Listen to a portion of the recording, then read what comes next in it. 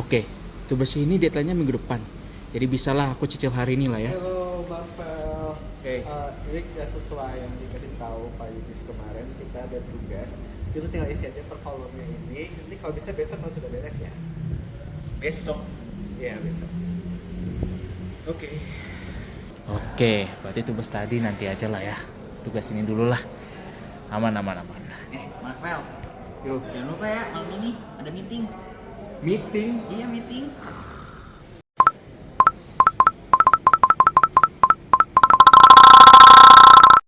Pernahkah Anda mengalami hal yang serupa?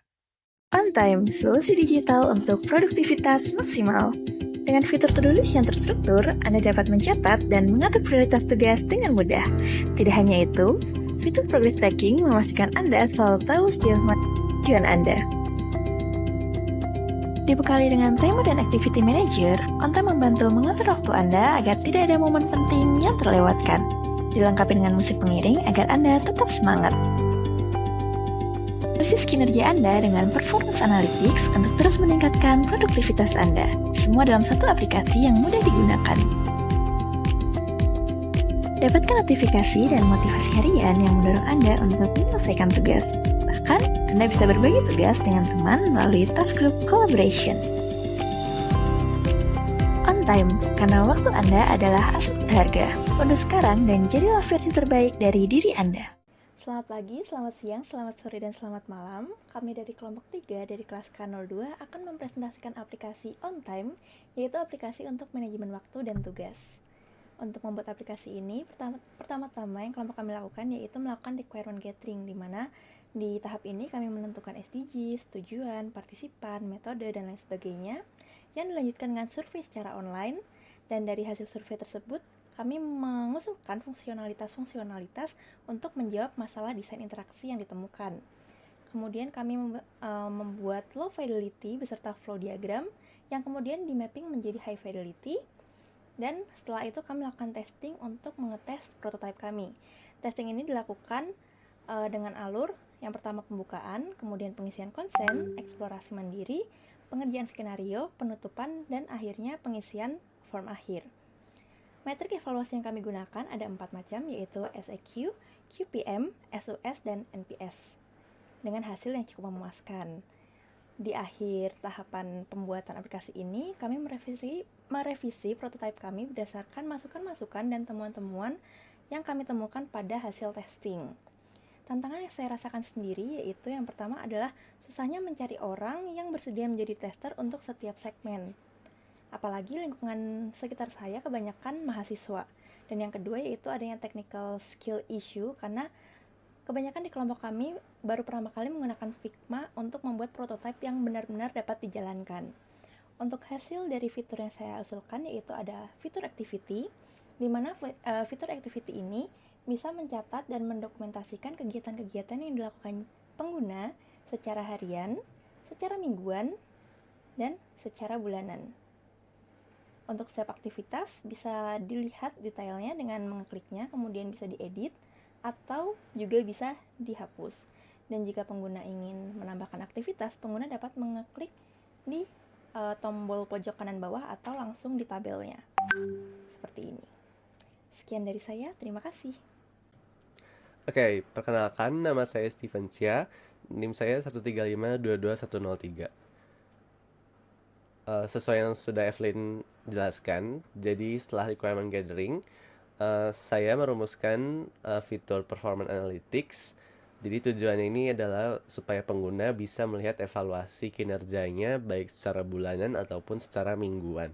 Nah, jadi sebenarnya utamanya itu buat ngelihat apakah usernya itu workloadnya terlalu overwork di minggu atau bulan itu atau enggak. Jadi kayak buat work-life balance-nya gitulah. Nah, di sini kan implementasinya mulai dari di sini kita tentuin tujuan dan deskripsinya, terus mulai dari low fidelity-nya, terus high fidelity. Setelah itu pakai usability testing buat ngelihat apakah ada yang bisa diimprove. Nah, sampai akhirnya jadi hasil akhir. Nah, tantangannya itu selama mendevelop fitur ini adalah yang pertama, kalau dari secara desain fiturnya itu di sini biar lebih kebayang. Tantangannya itu ada di gimana caranya kita menyajikan informasi ke pengguna yang berguna buat pengguna, tapi juga nggak musingin buat pengguna, jadi tetap minimalis dan tetap sederhana. Nah, jadi kita di sini pakai stack bar chart biar bisa kelihatan alokasinya tuh selama per harinya ini, atau mungkin kalau per bulan ini bisa dilihat per minggu ini berapa banyak sih dan buat apa aja tasknya gitu. Nah, terus terakhir itu kan setelah hasil usability testing ternyata user tuh punya kesulitan buat melihat week-nya ya. Nah, jadi user tuh kesulitan buat melihat hari ini tuh week berapa. Nah, untuk itu di sini solusinya adalah dengan memberi tanda warna lain, itu di sini warna hijau, buat nunjukin bahwa minggu itu adalah minggu yang saat ini gitu. Oke, paling segitu dari saya. Terima kasih.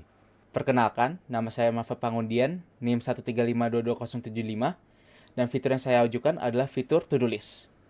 Nah, setelah user requirement gathering, seperti yang sudah dijelaskan sebelumnya, ditemukan bahwa pengguna ingin memiliki fitur yakni untuk mencatat dan juga menjadwalkan tugas-tugasnya. Nah, itu dia fitur ini, yaitu fitur to-do list. Dapat bisa dilihat di sini. Merupakan page utama dari to-do list atau namanya adalah task. Di sini user bisa melakukan filter 1 dan filter 2. Ini juga bisa preview tasknya dan deadline-nya 26/11/2024, bisa edit, bisa delete, bisa move. Pengguna juga bisa menceklis, menandakan bahwa task tersebut sudah selesai, dan dia juga bisa menambahkan task. Nah, bisa lihat di sini, bisa nambahkan task, habis itu bisa tulis nama, deadline-nya kapan, dan allocate time block. Nah, allocate time block itu berhubungan dengan aktivitas yang sudah dijelaskan teman saya sebelumnya, Evelyn. Di sini bisa dimasukkan activity apa dia yang berkaitan dengan task tersebut. Nah, ini start time-nya, ini end time, music, repetition, save. Nah, ini save. Nah, mungkin saya tunjukkan juga cara edit. Ini merupakan cara edit.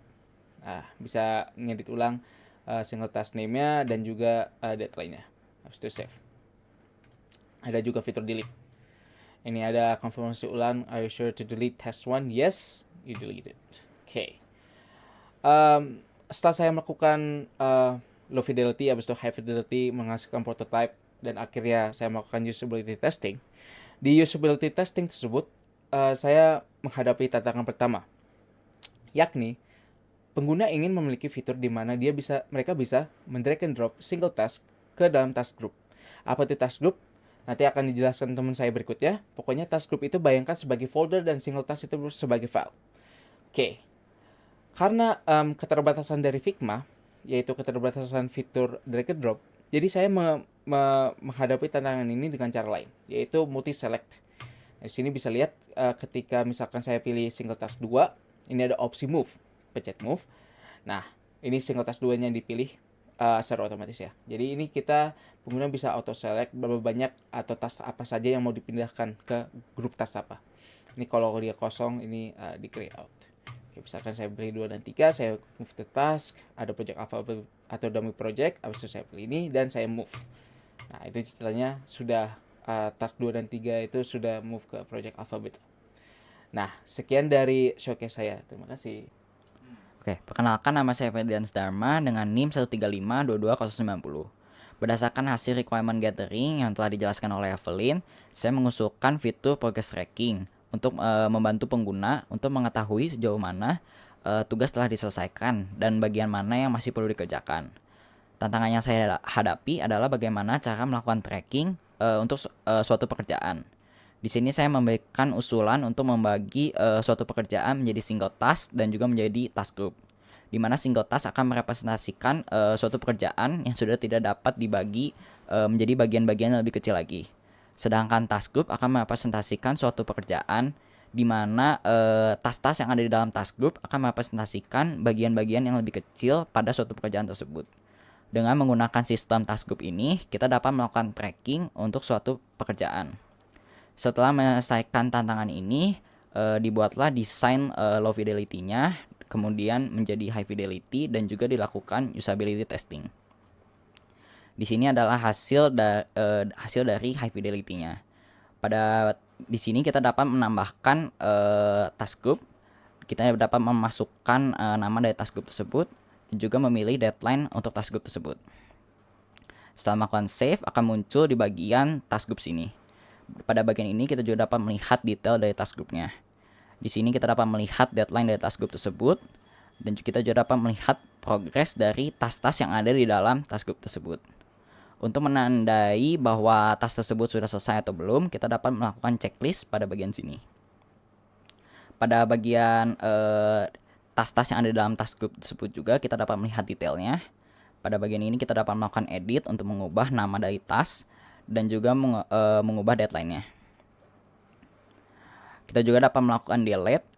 Pada bagian delete itu akan muncul konfirmasinya terlebih dahulu agar pengguna tidak sengaja melakukan penghapusan.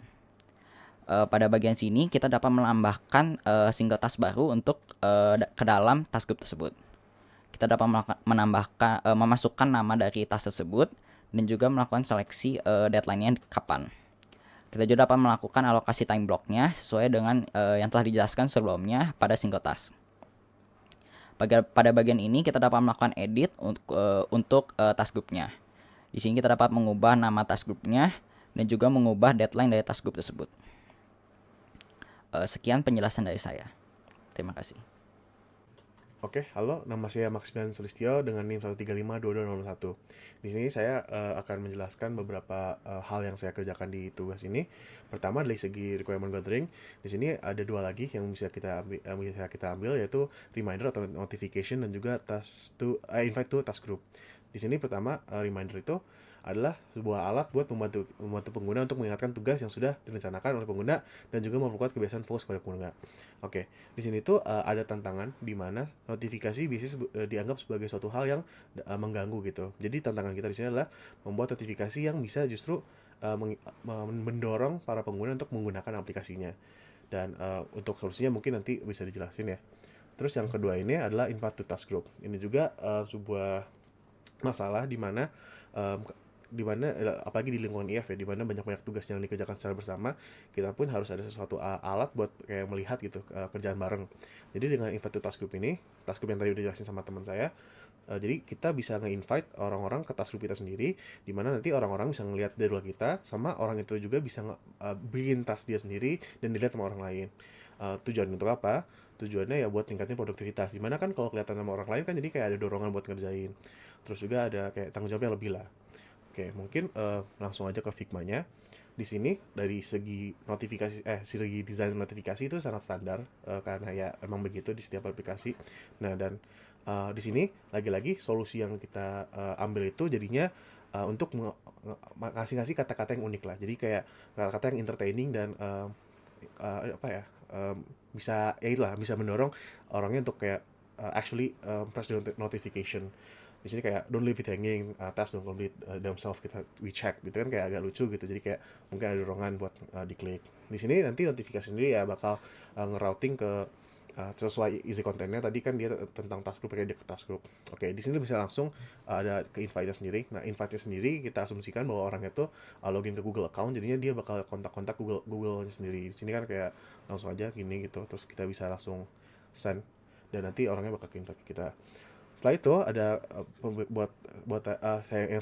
kontribusi saya juga adalah membuat home screen di sini. Home screen di sini itu dibuatnya dengan tujuan kayak kan ini hal yang pertama yang kita lihat saat membuka aplikasi. Jadi ini harus buat hal yang nyaman, terus kayak kalau lihat berkali-kali nggak bosan gitu kan. Dan di sini ada beberapa essential, ada today's task, jadi kayak dia kerjanya ada apa aja hari ini, terus kayak progresnya apa aja bisa lihat dari sini. Terus kayak dia ongoing lagi ngapain, sama dari task sebelumnya sendiri dia ada progresnya. Dan terakhir yang saya kerjakan adalah video yang saya sedang ditonton. Pertama itu untuk showcase, itu ada tantangan di mana harus membuat kayak showcase produknya yang muter-muter gitu lah, yang ada HP-HP-nya gitu. Itu menggunakan software baru ya, Rotato. Itu beneran ya new software yang saya pelajari. Jadinya ada challenge di situ, tapi akhirnya selesai dan ya itu hasil produknya.